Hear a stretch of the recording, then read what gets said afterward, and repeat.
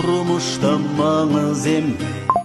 Байлыкпы басып жыйган катып теңге, адамдын жанын ажал алам десе, арачы болор бекен алтын теңге. Жашоонун маңызы дейт ден-соолукта, ансыз да айтышкандай өмүр кыска.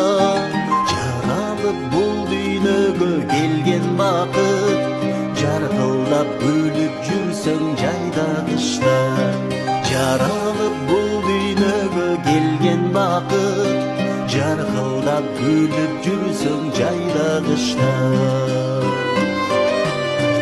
Жашоонун бул турмушта маңыз эмне?